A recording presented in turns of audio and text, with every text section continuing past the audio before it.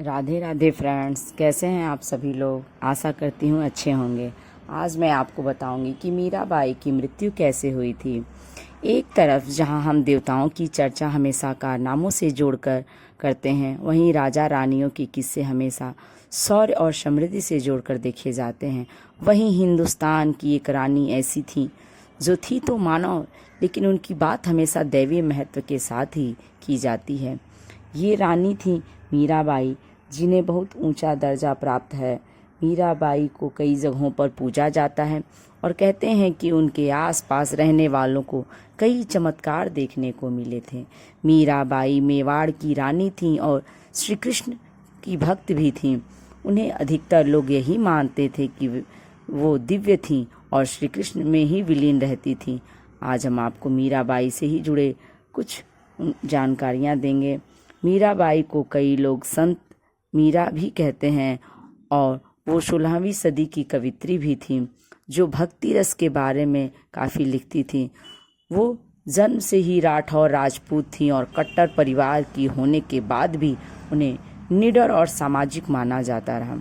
उनके परिवार ने उन्हें कई बार कृष्ण भक्ति से रोका, पर उन्होंने कोई ना कोई रास्ता निकाल लिया।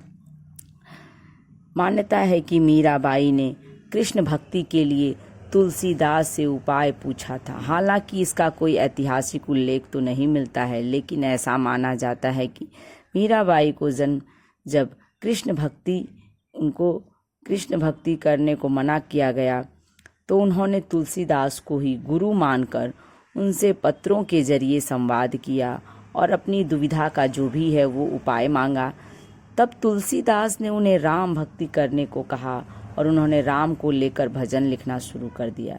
इनमें से बहुत ही चर्चित माना गया है, पायो जी मैंने राम रतन धन पायो। कृष्ण को माना उन्होंने पति, लेकिन भोजराज से हुआ उनका व्याह। मीराबाई को लेकर ये कथा भी चर्चित है कि बचपन में जब किसी की बारात देखने घर की सारी स्त्रियां छत पर गई थीं, वहीं मीराबाई ने माँ से पूछा था कि मेरा दूल्हा कौन है। वहाँ माँ ने कृष्ण की मूर्ति की तरफ इशारा कर कहा था कि वही तुम्हारा दूल्हा है, और तब से ही उन्होंने कृष्ण को ही अपना पति मान लिया था। मीराबाई जोधपुर की राजकुमारी थी और जब उनके विवाह की बात चली तो उनकी मर्जी के खिलाफ उनकी शादी मेवाड़ के से कर दी गई।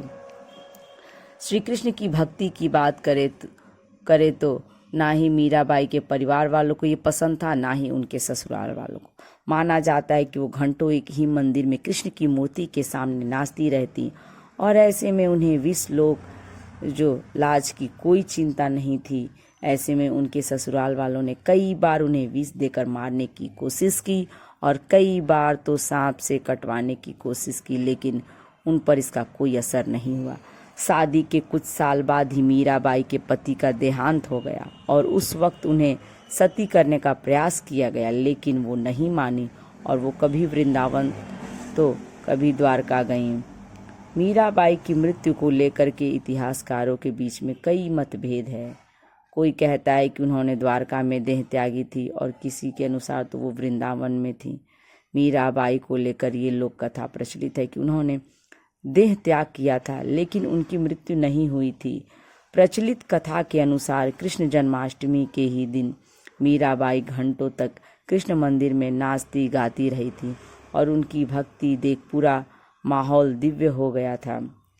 एक समय के बाद वो जमीन पर गिर गईं और मंदिर के द्वार अपने आप बंद हो गए।